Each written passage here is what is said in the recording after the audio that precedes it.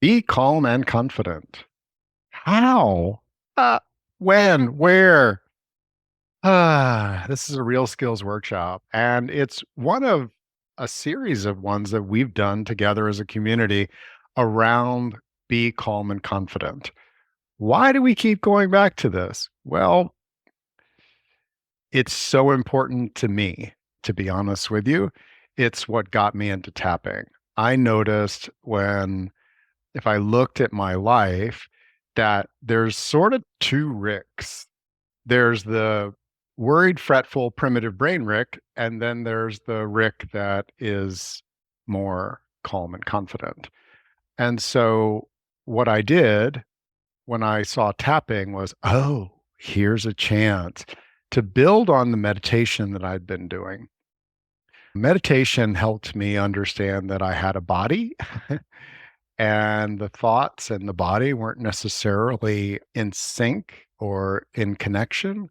And that meditation, through breathing deeply and sitting and just feeling whatever was going on, it really helped me. It gave me a little bit of gap between stimulus and response, reaction. And in that gap, I started noticing that I had more choice. And when tapping came along, EFT tapping, and if you're new to tapping, thrivingnow.com/tapping is a place you can get started with our free course and an ebook. I was like, okay, how do I want to feel? And how I wanted to feel was the other version of Rick, calm and confident. Those words kept coming back to me. But there was a part of me that had seen people all my life who I had labeled, oh, they're calm and confident. They're calm and confident. Look at them. They're calm and confident. I want to be like that. Tony Robbins, calm, confident, powerful. Wanted to be like Tony. I'm not Tony Robbins. I don't have his biochemistry. I don't have his physiology. I'm my personality and all the gifts that I've been blended into me, the experiences, life experiences I have. Calm and confident to me does not look and feel like Tony Robbins. And so that's the first place we're going to start off is if you think by comparing your insides to somebody else's outsides that you're not calm and confident or that it needs to look that way for it to be labeled calm and confident, put a question mark there. Really? You know, because one of the people that responded to our questions said, you know, the people around me all think I'm calm and confident. I'm an introvert, pretty quiet. I'm pretty chill on the outside.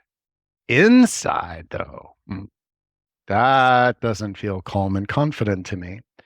And so um, it was Kathy who sends her love, um, and she'll be back for our next workshops. She said to me one time, you know, I realize I've been comparing my insides to other people's outsides, and that's causing me a lot of distress. So one of the question marks then is, well, what is calm and confident going to be like for you? Um, what is your flavor, your variety? And I believe that it is as varied as your art would be, your dance would be, um, your loving would be. And so one of the first questions, no, I'm gonna pause on that. So the other thing that I thought was that calm and confident was psychological. That if my brain was calm and I had all these confident thoughts like, you can do it, you can, you can, you can get through this, you can, like that inner coach chat, like, That's what calm and confident would be like. Yeah, that that's also not Rick's version of it. It may be yours. If so, awesome. But my version, and I believe that this is one of the things that I brought to tapping 20 years ago in conversation with Gary Craig and Carol Look and others was the body awareness part, because I had started back into massage school to be a massage therapist.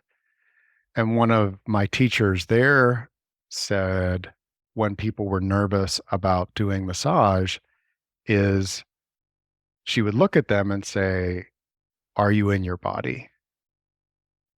What? Are you grounded?" Those are the terms. And we have grounding exercises, thrivingnow.com/grounding. And I came to understand through tapping and quieting the noise that calm and confident is mostly a body experience. You do not need your thoughts to be sweet and calm and peaceful to be calming yourself as a trend. And you don't have to believe that you can do it or that everything's going to be okay to confidence yourself. And as you look at um, other healing arts like energy medicine, qigong, acupuncture, acupressure, um, movement arts, what is the state of calm confidence?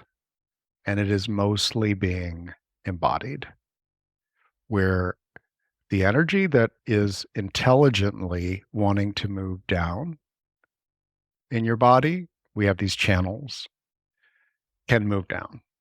It's not being pulled up by anxiety. It's not being pulled up by being in primitive brain. And that there's a quality of sufficient tone. Let me give you an example. So if you take your arm and you just let, if it's comfortable for you to do this, and you just kind of let your wrist dangle, right? That's that's calming your wrist, right? It's sort of like, but if I tried to type on my computer with it that calm, that would be, I could, it would be weird, slow, not, it wouldn't feel right. If I take the tone out of my shoulder, flop. Now I'm off camera. If I take the if I relax and calm myself so much that I can't hold myself in the chair, well then, uh-oh.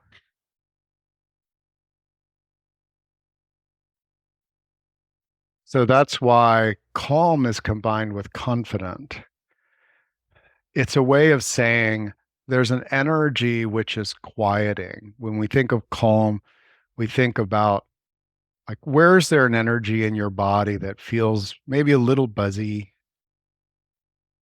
a little tense? And if you let that unwind and let gravity work, and imagine that that energy is able to move down your body. You might feel yourself a little heavier in the chair or in the bed or standing on your feet. And as that energy moves down, it can find whatever part of that energy wants to go to ground, to the earth, it can find its way there. Most of the time, as energetic beings, we also have part of that energy that wants to just like move through and then up. And just like if you don't if you have your wrist and it doesn't have enough oomph to it, um, if you have like a fist, it's hard to type with a fist. It's hard to type if I keep my fingers rigid. There's a place where there's sufficient tone to even like be graceful. And if I let that movement extend back into my shoulders, this is a movement of calm. My hands, I'm letting them soften. I'm even imagining the softness going up my arms. Okay. Imagine your hands being softer, and yet there's enough energy moving through that you can move them.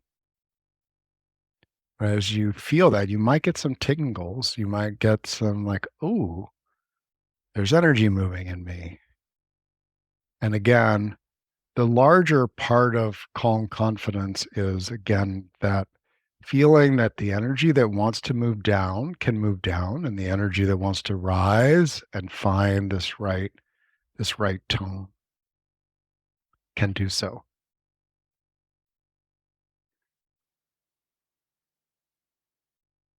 As I looked at the situations that we all shared in the questions, um, they they fall into a number of different categories. And we're going to get to some of the things specifically here during our time together. One of those is a situation where there's actually some kind of threat. It could be a physical threat, it could be an emotional threat, it could be something that your particular system um, is likely to get overwhelmed or overloaded or over flooded, even if somebody else's doesn't.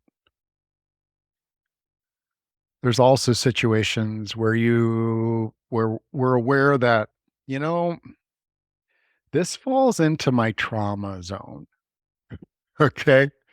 The trauma zone are those things which look, smell, taste, and sound a lot like the stuff we grew up with, the stuff we endured, the stuff that we've done healing work around and we're aware of it, and we still want to respond more calmly and more confidently. That's a lot of the focus of our work in the circle and in these workshops often is around this trauma zone. But how we stay calm and confident or be calm and confident in that zone is a bit different. And then there's more the daily life stuff where you want to grow, you want to do something, and you know that your primitive brain is more impactful on you than is needed. It's creating noise, it's stopping you. It's taking away your clarity at key times as you're growing and doing things. Um, and you have a logical idea of what is happening to you. Um, and you want to take it to the next level. You want to be able to use that energy. And I'm drawn before we jump into the questions. Another thing is that being calm and confident for me has different component pieces. So I have a nervous system. I can tune into right now, if you tune into your nervous system, if we call 5 the place where you could be alert enough to be in a workshop and to get something out of it and to integrate and to do that. And it's a level of nervous system. Our brain is a set of nerves. Of our body, our whole being is enervated. Our energy system has this electrical component, which also creates magnetism, as we know. Um, so if 5 would be like a good place to be, how's your how's your nervous system? Is it up above that? Is it like I'm a little sluggish? My nervous system really isn't online.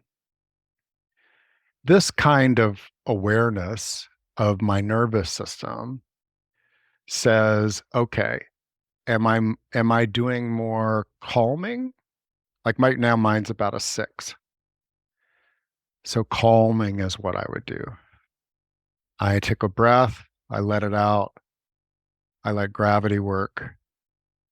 5, 5. Now as I calm, okay, and now I want to yawn and go take a nap. Yeah, this is where, okay, this workshop matters to me. You all matter to me. I really deeply appreciate you being here on a day when you could be doing other things. And so what I do, I bring up my energy. It isn't a static thing. Just like when we're driving in a lane, you're driving a little bit to the right, a little bit to the left, a little bit to the right, a little bit to the left, a little too fast, a little too slow. Calm and confident is this place where you can bring yourself deeper into your body, you can rise into it. Now I'm sharing all of this because this is just this concept of being calm and confident I thought was something completely different. And so my nervous system is one of these components. Then there's my endocrine system. I got all these places in my body, including between my legs, that are contributing to what's the soup. My nervous system contributes to that. It's like, give me some more juice. Ah, like it affects my biochemistry. Now imagine, for if you want to play along, how's your blood doing? Is it feeling a good balance of alive and present? Or is there kind of a buzz to it? Does it feel a little sluggish? And maybe you want to rub your heart a bit to confidence up your blood. It's like, hey, this work matters to me. All of our work around Be What Matters is around confidencing and calming so that you can be in a state that matters to you. Calm and confident matters to me, so I can do that. Now, I shared before the workshop that my 2.5-year-old daughter prepared me for this workshop by projecting her emotional torment very loudly. According to my watch, 117 decibels, pretty loud. Um, she wasn't in a place for co-regulating. It was more like, but just really like she feels things very deeply. Eh, wonder who she got that from. Huh. Um, so as I feel into the soup of me, my soup has echoes of that. Even though being here with you all, my nervous system feels pretty good, the soup of me is feeling like I'm still processing. Does that make sense to people? Do you ever like, oh, I'm like, I know I've calmed down a lot, but there's something I'm still like shaky or like cold or all the things that our endocrine system can do. Um, I know, for example, and I've communicated this to other people in my house, I do not like to be startled. If you jump out at me and say boo, I I might do significant damage. My nervous system goes immediately into a kind of fight, like if it was a bear or a leopard or something. Now, even if oh, this is a boy, okay, I can stop myself. But that surge of chemistry is going to last in me 45 minutes to an hour. Now, some people process it faster. If I go for a walk, it'll process out faster. Um, so if you're the type of person whose soup gets changed, notice that we can do things with our nervous system more quickly because it's electrical, um, many times than our soup. Um, and it's the same kind of thing. So, but I find that for the soup of me, um, that things like taking my hands, my fingers are cold. That's one of my indicators that my soup is off.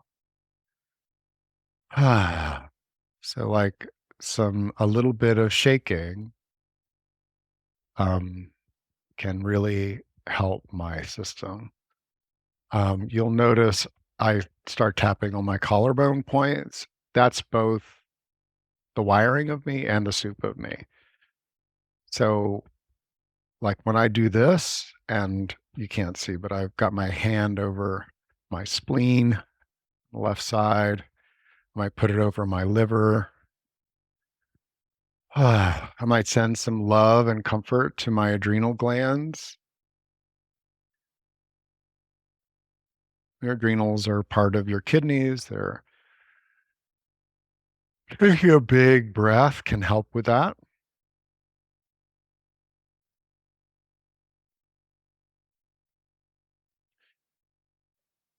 And then come back to, hey, calming and confidencing, calming. And then you get to a place where you can start feeling your body being more responsive.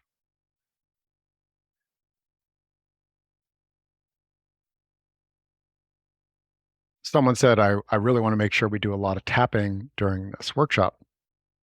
Um, I agree. And if we don't have the foundation of what being calm and confident feels like, then tapping, because it's auditory, it's verbal, we're speaking and we're giving like thoughts, like, I choose to be calm and confident no matter what. Uh, what does that mean? And this is the practice of letting your body know. So some people get it in the gut and it takes a while to unwind. So if if my gut gets the energy that's not calm and confident,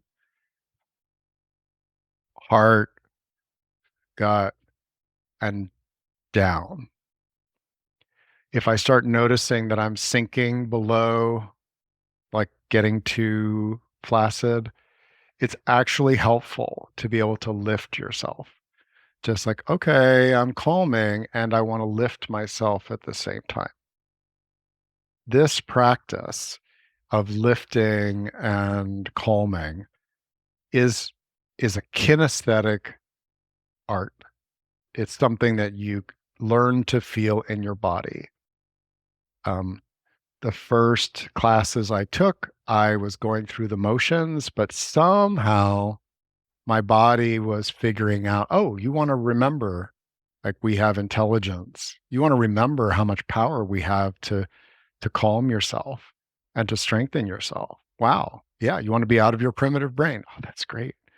Another thing that you can do, um, this area at the back of the head, and I cut my hair so that you guys could see better. Um, at the base of the skull, if you take your fingers, so your palm is on one side and your fingers are on the other, and you treat it like a part of you that just wants a little squeeze, like, ah.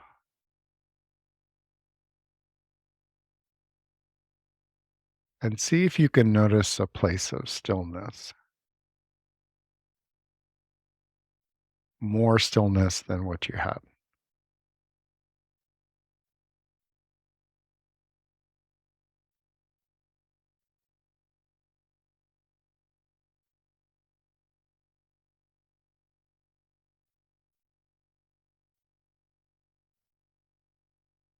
And then come back to that intention to be calm and confident. Calm, confident, finding the zone that feels right to you.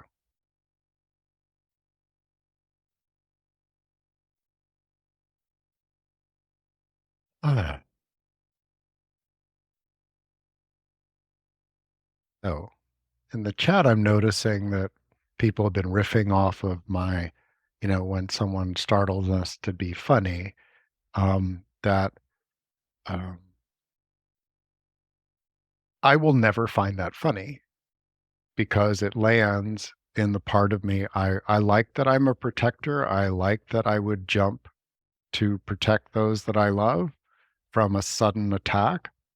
That's not something that um, I have a problem with. I don't think it's funny. Um, and I even notice the dysregulation that happens um, when my daughter's startled. It's like there's a there's a this that happens. I know that she's being flooded. I know her nervous system is being pushed into the red zone for a second or two. She might recover quickly or more quickly. Um, and this is the way I've tapped on that is something like, yeah, I'm not okay with that. And it's I'm very clear I'm not okay with that. And sometimes it happens. And I'm open to restoring my calm and confidence. Even surprisingly quickly, like 20 minutes instead of 45, like 5 minutes instead of 20. And it's okay for me to react that way.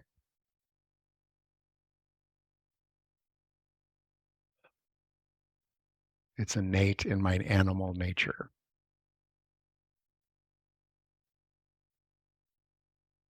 I do have an animal nature.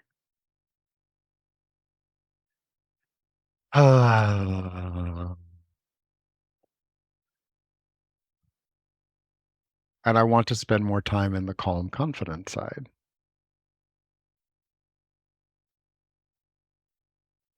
And that was my intention was to start shifting the balance. Some of you were really honest.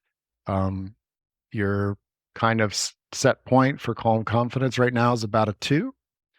We had a couple 8s. Um, I generally put myself at about an 8. That's mostly in comparison to old Rick, but like it feels reasonably true most of the time. The gap there can be pretty intense with, you know, auditory flooding and things like that. Um, as a group, the people that said we're an average and a median of 6. Um, so we've done a lot of work. As I've come to know people, and I'm the type of person that someone after a little bit of conversation might share quite a bit of their level of worry and anxiety and things, even people that look and behave in the world in ways that are calm and confident. I know that tapping has made a huge difference to me. There's no way that I could say that I'm an 8 ever. The way that I was wired as a child and treated as a child, and so it's exciting to me to do this work. Um, and so we first question that I'm going to start with is how can I reignite my zest for life and potential, and how does that fit into being calm and confident? Well, if being calm and confident is the place where you go, where your primitive brain goes, okay, yeah, we can be okay. Your nervous system comes down to a good place for what you're doing and where you are. Your biochemistry is like, oh, okay, we can start adding some okay chemicals. Like that's the we're okay. They're actual chemicals. I don't know the name of them, but they're the we're okay chemicals. It's not the joy, delight, great sex kind of chemicals. They're the we're okay. um, and when we do that, there's if we're paying attention, there actually is a sense in the body of like the soup of us is changing, the nerves of us are changing. We can actually feel softer in our hands all the way to our heart. But we're about thriving. And someone I love the way they put it. I want more zest for life.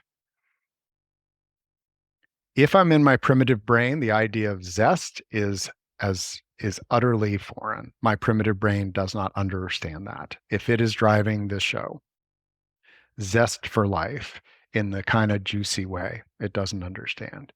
And so this practice of coming a little bit calmer, a little bit more confident, then you blend it. And this is really cool. You blend it with something like the what we did with Be What Matters. So mine was eager. So I could be calmer and confident, more confident, and then add some eagerness to it.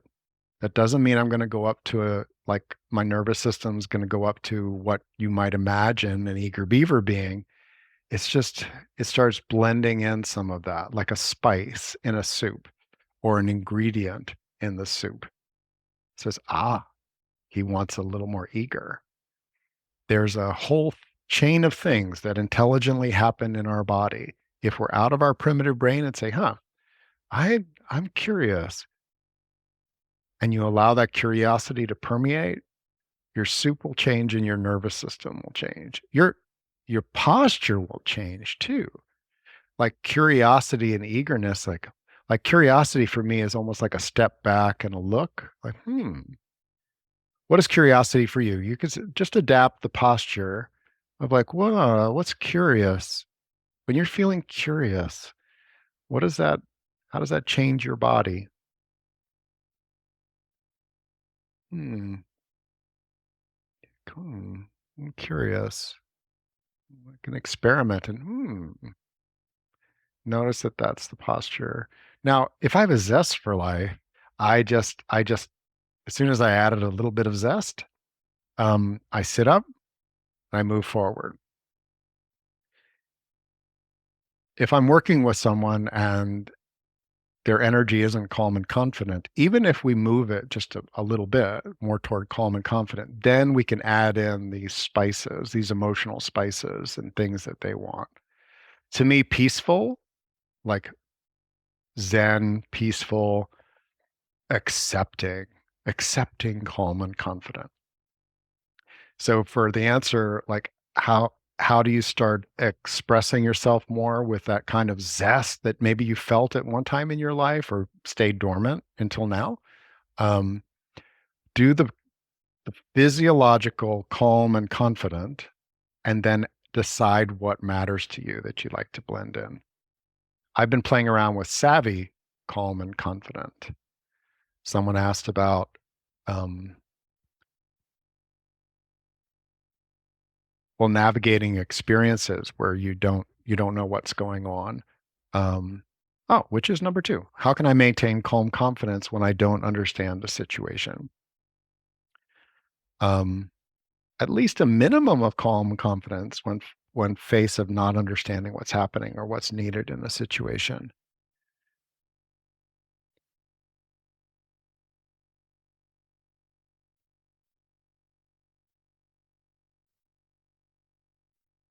The the how there is the practice first of recognizing, am I in my primitive brain?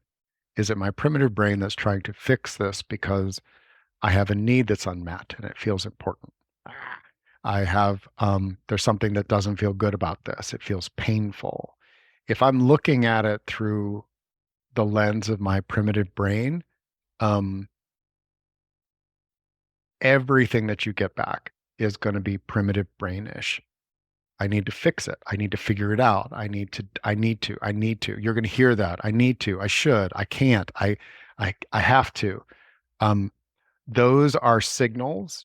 Like if there was a dashboard of, I have to, I need to, I can't, I don't know. I have to figure it out. Why? Like that one that flashes. Um, those are signals that They're at least signals for me that I'm in my primitive brain. My first how is I pause. We there's the whole workshop we did on taking a powerful pause. If I can, holding my tongue is a pause. It may not feel like a powerful pause, but just holding my tongue and saying what what's going on here inside of me, getting into my body, bringing some of my energy down, putting my hand on my heart. I've been doing that when doesn't seem like there's anything I can do to help Adira feel better. What do I do? If I put my hand on my heart and maybe one on my lower belly, oh,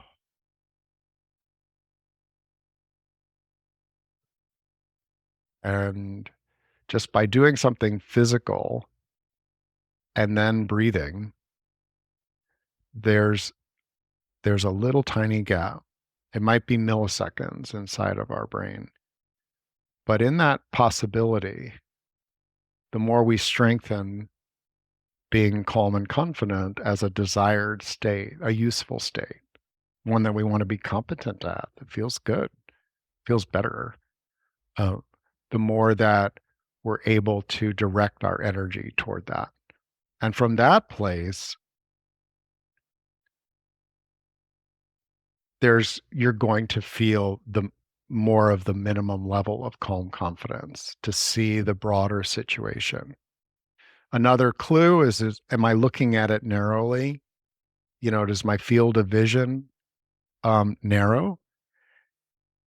So even just turning and looking someplace else slowly, like moving your posture, they said, what's needed in this situation? I'm leaning in and being very focused. I'm only going to get an answer from my primitive brain. And my primitive brain has terrible parenting suggestions. Oh my heaven. It's a terrible father,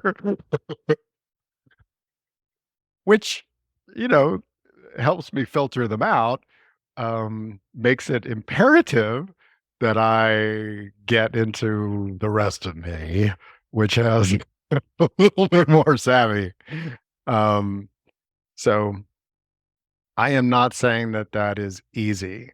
There's in what you all shared, there's a range where if I'm flooded or any human is flooded, if any human is triggered and really taken over, it's a bit like the horses spooking and they're pulling the carriage.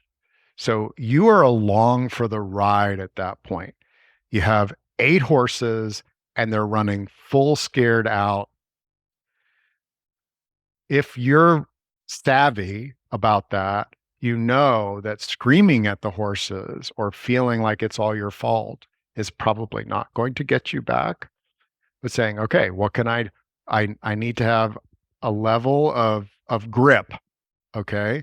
And then that's not it's a level of grip and strength. I build up my grip strength and I want to have my seat. I want to feel like I'm in my seat. These are physical tricks. They're beyond tricks. These are the things when you notice someone who is like really savvy with horses and the horse spooks. What do? You'll notice that they come into their seat. They literally are bringing their energy down. The horse can feel that. Our children can feel that. Our friends can feel that. When we get our seat, it's a literal dropping in. It's not a gripping like this. It's a drop. That's the calming part. And the confidencing part is, okay, I can do this. I can be with this. I don't have a choice and I can be with this. There's a little bit of the tone that comes up. Um, Number 3, how can I avoid jumping to conclusions and trying to fix prolonged tough situations? Um,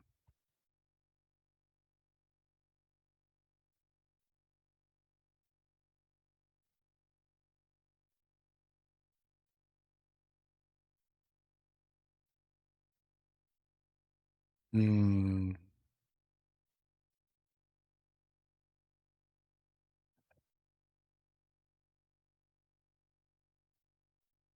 So there's a range of things where um, there are people that are really competent at coming up with solutions, and there are people that are very decisive about figuring out things, jumping. One way is to say jump to a conclusion, and another way is to propose a hypothesis and try something. Um,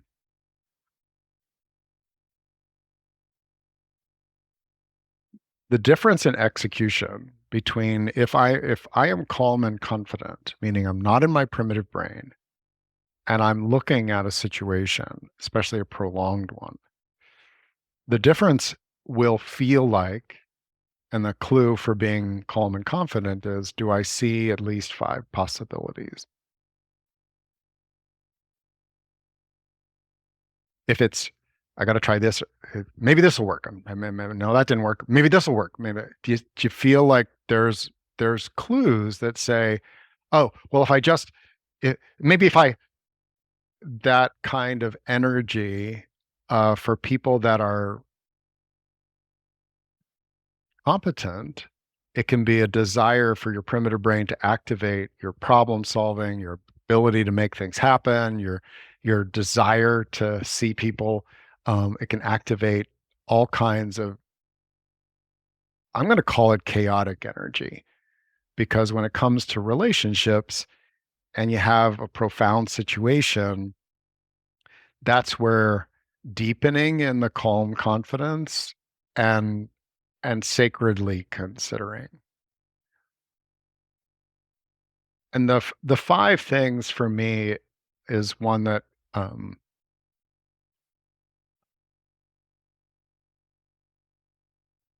it's uncomfortable when I'm just at the edge. So it might be I came up with something sacred and I want to go make it happen.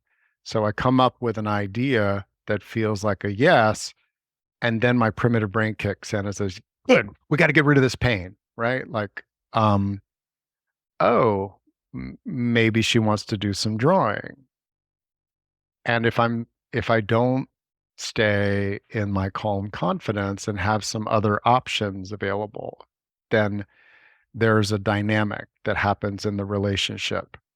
This is a dynamic that I hear a lot of people complain about a partner trying to fix them, and they just hit them with one thing and another thing and another thing and another thing, and they're trying to resolve the situation or the pain. Um, my brain can do that too, but if I give myself a notion that what does it mean to be calm and confident and creative? So creative, calm, and confident. It would be, okay, what matters to me here? Well, this person matters to me. How much are they suffering? It's about a seven, eight, sometimes a nine.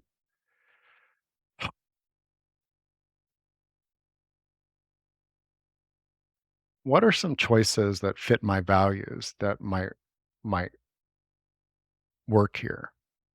Well, I could sit down, just sit on the ground and just be present. I could offer some food or water. I could nod and acknowledge the pain. Um, Even 2-year-olds understand that. Now, right there between that and the next, there was an urgency that kicks in, very common. And that's the part of the practice of being calm and confident, no matter what, is when the urgency starts hitting, um, to ground again and go outside, change state, can offer physical connection. So now I have five. And if I'm not in a calm and confident state, those go away. And my primitive brain comes up with all of my terrible parenting ideas. And so if you have something in your life where if you're more calm, you feel wiser and the like. Um, I have some of those in various times. I've written them down and put them up on the refrigerator or something because that can be a gift to your future self, that your wise self, who's more calm and confident, offers things to your future self.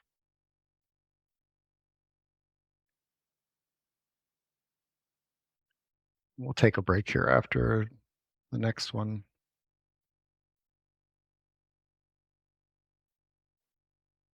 How can I maintain calm confidence when my decisions clash with another's interests? So I don't know about you, but when I say or perceive that there's a clash, um, like already my face is I can feel the nervous system coming up. I can feel my endocrine system. Oh, there's a clash here. Somebody I care about is in the middle of a clash. Now, it's not that high. Maybe it's a 2 or 3, but it's coming up.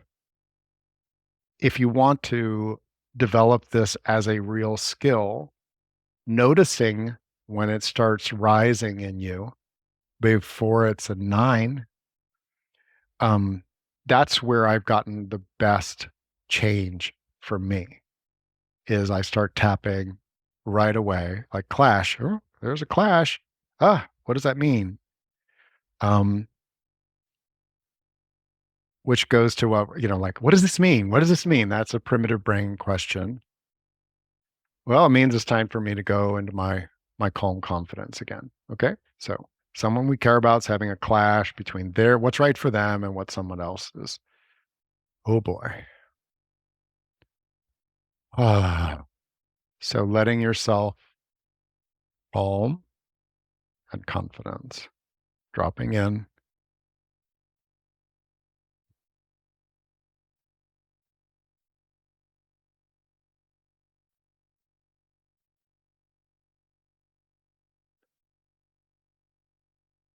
First thing that comes to me is that if I perceive it as a clash, that tells my primitive brain to wake up. I may experience it as a clash because maybe I pick it up from someone else. But the first thing would be to recognize that the strategies here are different to get our needs met. Okay. And that if I calm and confidence myself, even just a bit, if I take a break, that would be useful.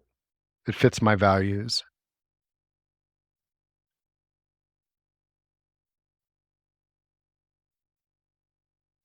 In the description, it says, your calm confidence gets shattered when someone else who is selfish and manipulating tells you that you are hurting the person you love with your decision.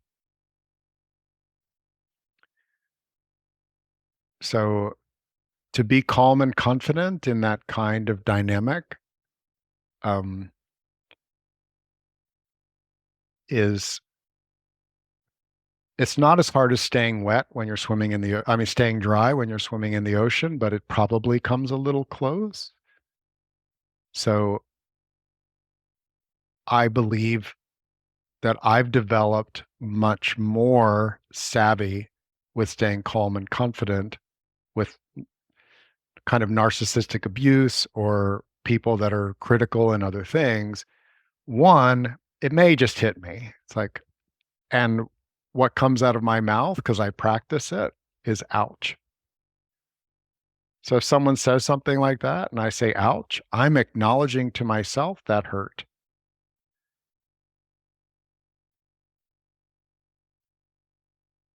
I practice, and this is the thing about tapping, you can go through exactly what they said, write out the story.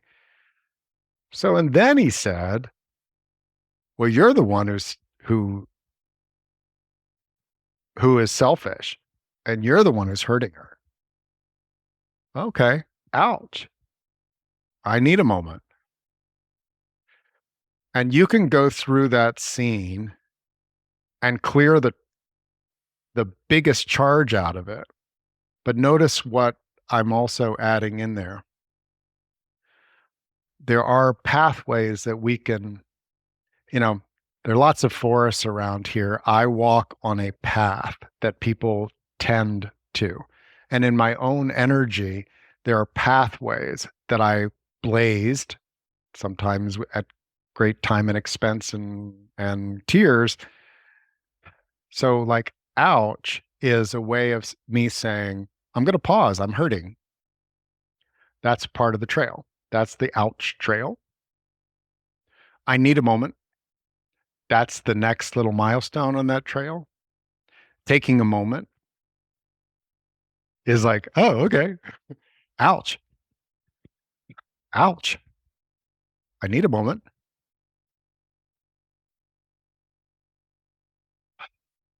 Yeah, I need to take a break for a moment and recollect myself.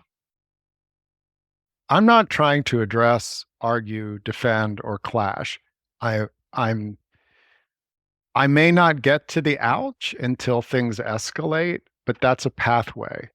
And so in a lot of these things that you all have, tap on the jolt, the other thing. And then what is the path, the energetic pathway for your nervous system, your psyche, your words, your posture, um, to get you so that you have some space energetically to recalibrate yourself or to get your needs met. Um,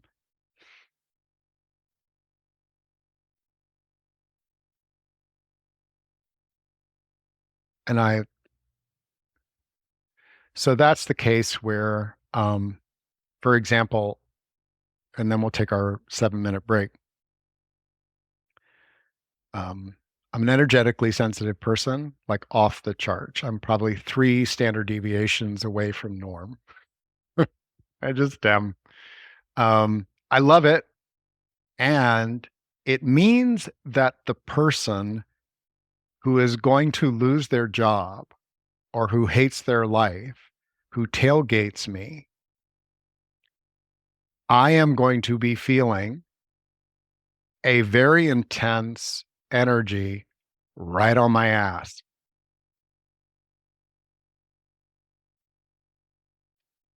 Um, Before I knew anything about being calm and confident, I used to try to get into a battle. I try to flee or tap the brakes or give them the finger or something like that. That didn't actually work out very well. I could tell stories. So, what I did one day, because I drive and people do get right on your bumper, is I hate this. I hate it. Just feels so threatening. It feels so threatening. It feels so threatening. And I'm in a big car. I'm in a car. Okay. And I'm going to take a breath. And what do I want to do with this energy? I'm aware of it. I hate it. See, it comes back like I hate it. I want them to go away. I want a bazooka uh, in my trunk. Can blow them out of the like there's violence in my reaction. Um, when I first did this, you would be surprised at how much level of energy I had about this. Right now, I'm having to boost it up just to show you. Um, I still hate it, but my trail is I put on my blinkers. It's a 2-lane road. I put on my flashers to communicate, oh, there's something wrong here. I make sure that I'm ideally going the speed limit, um, and I'm ready to let them zoom around me. I'm ready to find a safe place to pull off. And I am grounding myself the best that I can. I know that it will take some recovery afterwards because that's such an intense, it's like It's different than a sudden burst of surprise, but it is intense for me to be tailgated by someone who has that kind of intense energy. Um, but that's the path. And how do I blaze that path? I use my memory, I use the uncomfortableness combined with tapping, like, I hate it. I hate it. I wish he wasn't there. I wish that they would go away. And I want to be safe. I want to respect the safety of myself and my passengers. I'm going to make sure I am in control, that I signal that I'm going to be getting out of the way as soon as possible. Blinkers. I'll slow down if there's a safe place for them to go around. Um, I'll do what I can. And if I need to, like if it's on the highway and there's, whatever, I might get off at the next exit and walk around a bit because my soup will still be shaky. I don't want to drive if I'm not safe enough. That's part of being calm and confident in that place.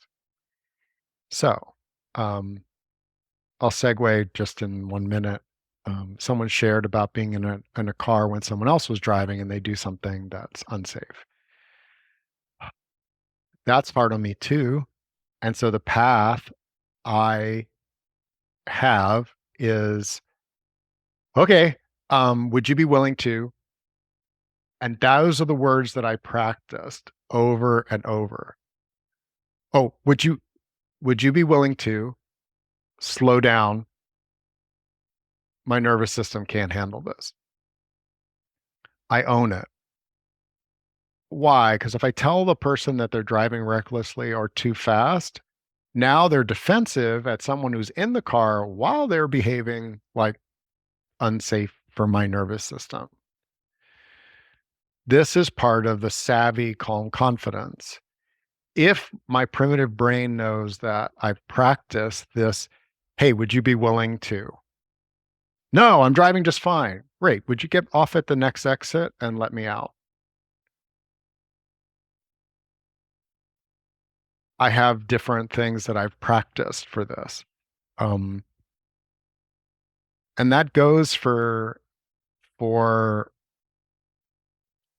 I have certain pathways that I needed to blaze at, like ecstatic dance or contact improv, where like someone was giving me way too much weight, and it was part of my trauma response to just let that happen. So what I did is I remembered the time and I remembered the time and I tapped out loud and I practiced so that the trail was blazed. And interestingly enough, the next time that it happened, I said, ouch, too much. It's a nonverbal space. You don't talk, but words of safety are allowed. And I was so proud of myself that I was calm and confident enough in that moment that the trail was blazed for where the energy was going to go to help restore safety. So, as you tune in over the next 7 minutes, we're going to take a little break, come back. I'm aware that I'm not doing a lot of tapping, but we have circle calls. If you're not a circle member, we offer gliding scale and things like that. If you need to, one-time payment, $98 right now. Um, so I'm going to go ahead and pause our recording. Welcome back. Um, I'm cognizant of the time, of the delicious questions that you all shared. I do invite you, if you're not a circle member yet, all of these aspects are things that we can come together and work together as a community, as a circle. Um, I want to live in a world where uh, parenting, friendships, and work that matters doesn't come from the primitive brain. I've noticed the difference in myself. I've noticed the difference in others, and even the vibrational change when anyone in a relationship or business is actively aware that they can calm themselves a bit and confidence themselves a bit, it changes the ecosystem. it's rainy and cloudy today, a single shaft of sun coming through the clouds would change it. It would be almost angelic. And so I know the extraordinary power with that this work can bring. For me as a human, it has been transformative in the relationships I have and that I'm capable of. It's it's an essential quality. Um, I believe that uh, it changes our culture. It changes what we think is wise and where we put our energy.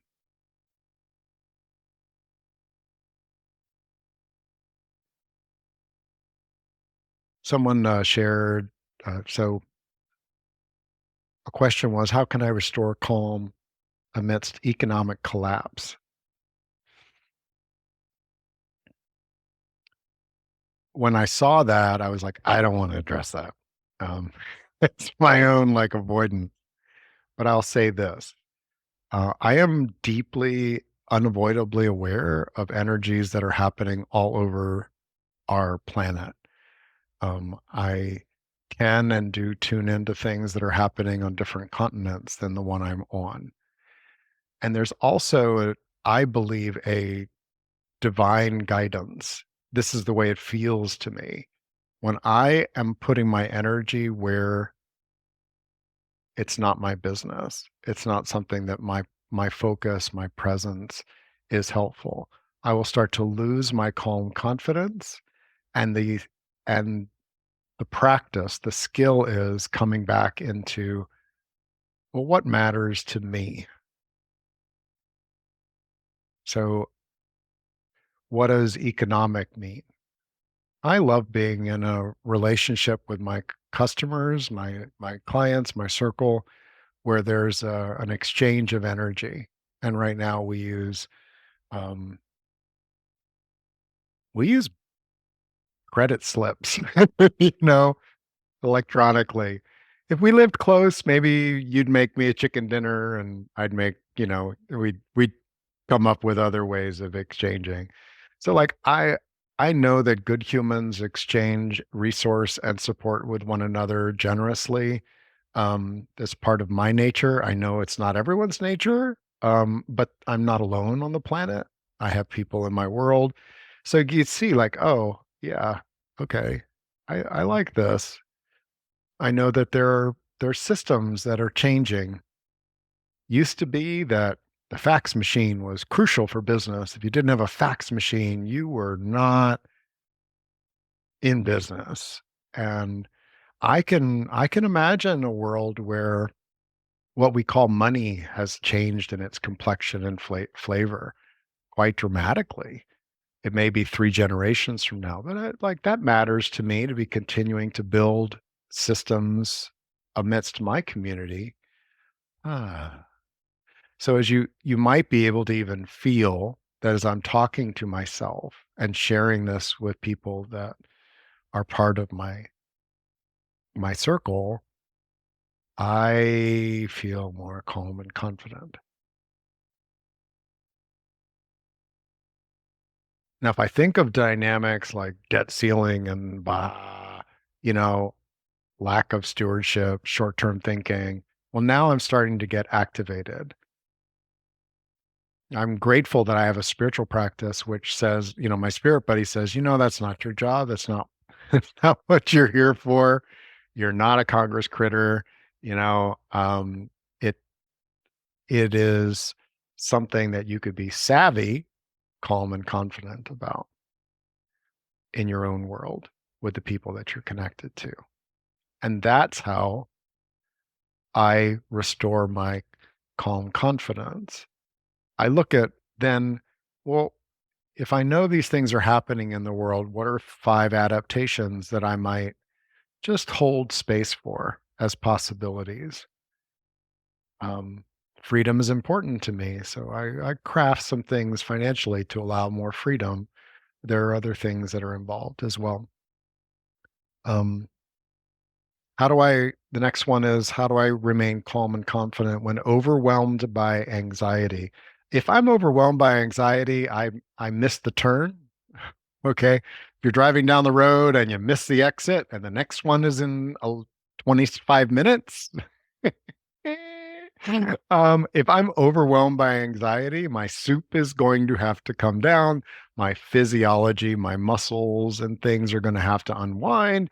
I'm going to have to quiet my psyche, get out of my primitive brain. That's my job as driver of this body, um, rider of this body. I like that someone said, being the rider of a horse. I've been blessed to ride horses, and I know that my energy matters.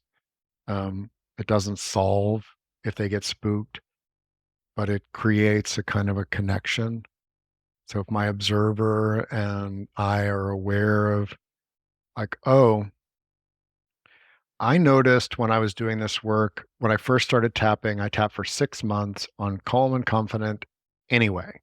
That was it wasn't I deeply and completely accept myself. That was part of it, but I put most of my energy toward, and I've decided to be calm and confident anyway. That didn't work if I was anxious at a 7, 8, 9, 10, but I started noticing that if I did it when it was a 1, 2, 3, 4, if I hit it by the time it was a 4, it would start quieting down. And guess what? The number of 7, 8, 9, 10s started reducing. I could just feel it. I knew in my body I was getting wired, was my term for it. I was getting wired up um, much less. And that is still true. Um, if I can notice that my triggers um, are whispering or they're building up, you can actually catch a 4 on its rise, even if it's like rising over 5 seconds. Um, the shock, a sudden, your primitive brain took first crack at that and flooded your system. Then it's about restoring your calm confidence. But the practice of a skill of catching, okay, I start getting anxious about this. Where is it? It's a 4, time to catch it. That's the time to pause. That's the time to tap. That's why people who know me are like, you tap your collarbone like right away. Like, yeah, it's a 4 heading toward infinity. I'm going to stop this before the rocket launches. Um, and, you know, when I do that, that's great. Um, if I don't know. I know humans that can drop in really fast. Meditation helps with that because there's a drop in. You practice meditating by dropping in quickly. Riding used to do that. You drop in. When I show up for a workshop, I drop in. I practice just dropping in and raising that calm confidence. Where do I want to be?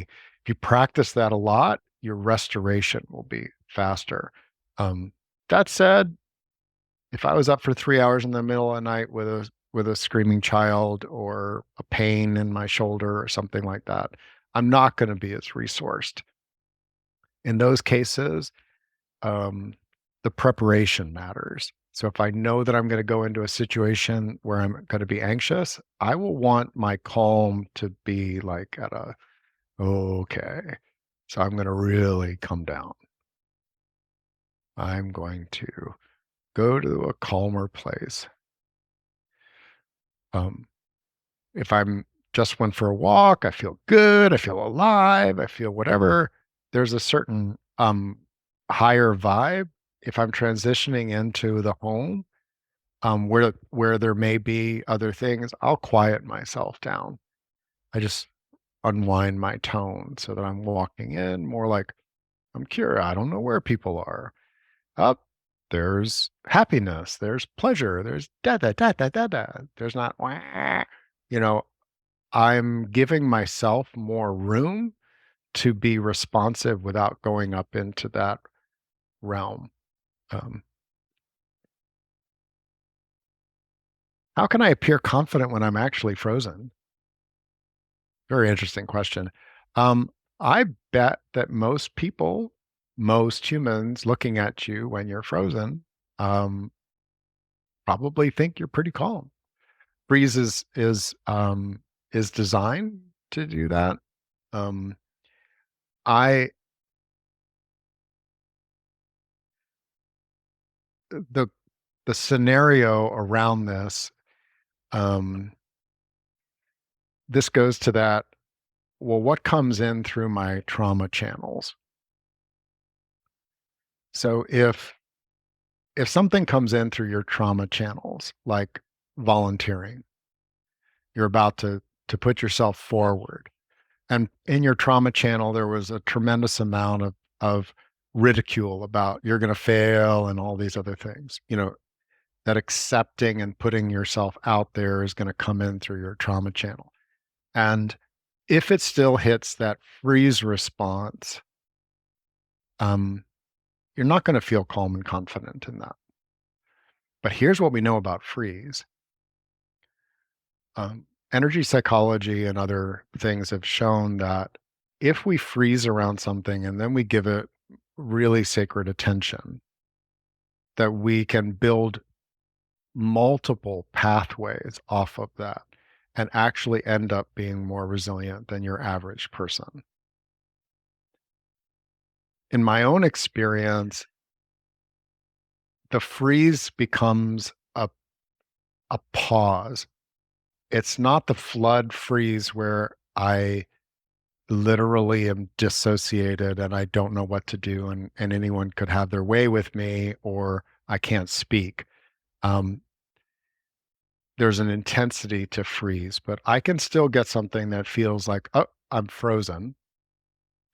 And what it feels like is there's no, like my breath will stop. See if I can induce one. Yeah. Like there's a real stop. But what I know is that in that stop, I can I can ground myself. Like, okay, I go immediately, the path I've got, you can't see it, but my hands go to my thighs and I I start just squeezing my thighs a little bit, my knees. Okay. And then like what is the question that you want? What would make this a yes for me? What makes this a yes for me is one that I use. So if something's coming in, it doesn't feel like a yes, but it may be because it's in the trauma channel. It's like, "Wah, I don't know. There's too much noise." Once I pause and ground myself, then I can say, "Well, is there anything that's a yes here for me? What what would be a yes for me?"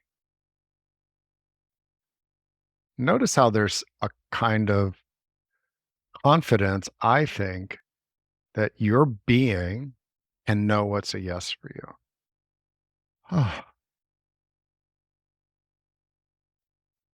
What is my yes? What would be a yes for me? Not a fantasy yes, but an actual, like, yes. See, I feel this energy just with a question. It feels like a savvy question. And that's another thing that in this work, we can see it in other people, learning to see it in ourselves. Like, what when I'm not calm and confident, what really not savvy questions am I asking myself? What did I do wrong? Okay, it's not a particularly savvy question. How can I clean this up if it's a mess? What matters to me here? What really matters to me here? Like those to me activate a different energy field. Um, this this is the skill part of it for me is that those savvy questions, I if I find myself in situations, um, so intense noise, my first unsavvy question is, how do I get away from this? What is that? That's a flight response. Like it's too noisy. I need to get away. Um, Yeah. So, uh, what is my body needing right now? That feels very different because I can go and get earplugs and reduce the 117 decibels down to 85, right? I'm still hearing it, I'm still feeling it, but I've quieted the noise down a little bit. What is my body needing right now? I just need to sit down on the ground. Um, so, Frozen, if it's coming in through your trauma channels that you know and you like know where that is, look at where the pathways are, give yourself space. I give myself, if it's a big deal that I'm really stopped on, I'll give myself 2 or 3 days of tending to it for 20 minutes or, getting clear, writing out why does this matter to me? What makes this uncomfortable? Um, that type of thing.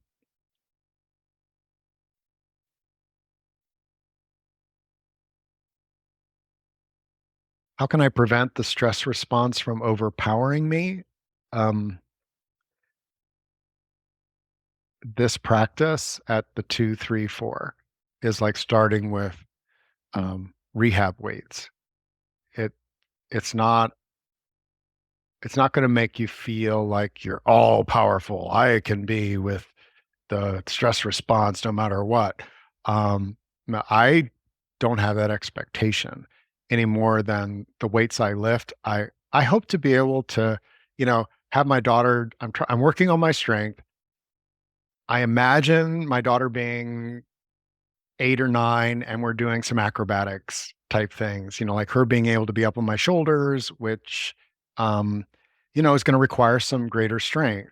I'm starting with just body weight movement.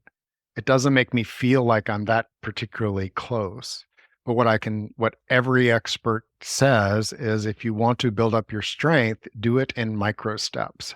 Most people go too fast, too hard, injure themselves, and then they're back even below where they were before. Emotionally, it's the same thing. Um, some people just have really powerful stress responses. Um, I did. Like, I would get massive headaches 6 months at a time, kind of like, whoa, um, chronic diseases and other things. Um, the taking of like, what is the 2 pound weight, the 1 pound weight that I can do that strengthens it. Um, that's my approach. And the strengthening it is, can I calm and confidence myself? Um, and I put them together just to reiterate the reason they're together is that, like, if my shoulders are really tight, I want to get rid of the tightness. If I'm really stressed, I want to get rid of the stress. But that's unidirectional. And energy mostly wants to circulate in us. And so that's why I put these together, that there's a calming, like calming. And then there's a confidencing that has movement to it. Someone wrote, that they can sit in a certain energy state. I think it was angry or hateful um, for hours. Absolutely. Notice the word there, sit. Um, most studies have shown that if you put on angry, hateful music and dance for a song or two, you're going to change your state. It may not be that you're not angry and hateful, but you're going to feel more like the energy is moving in you and is going to find where it intelligently wants to move. Um,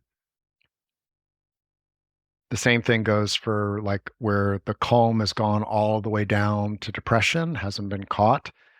Anything that we do to move is part of building the confidence. Confidence is an energy of rising into. Sometimes it just starts with a little finger. Um, how can I feel calm and confident regardless of circumstance? The wise sages would say, come back to the now.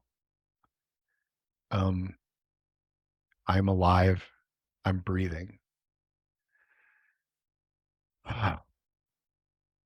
I'm breathing and I am alive right here, right now.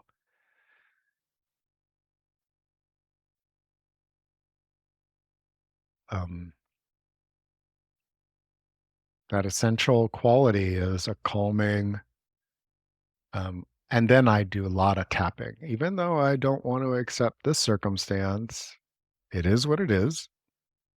I hate that. And I've decided, now notice that there's a confidence. I put energy into words. I'm an auditory person, obviously. So like if I say, and I've decided to accept where I am and how I feel.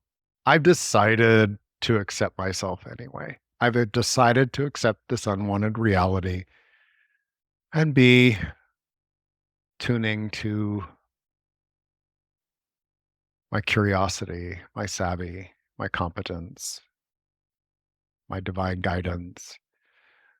Deciding is a stronger way of building the path. Sometimes that's too strong. That's why we use like I intend to be calm and confident. I choose. I'm open to the possibility. That is still like laying out the path that you're going to take your energy that'll help you feel more calm and confident out of your primitive brain. But it's not as like, and I've decided to be calm and confident anyway.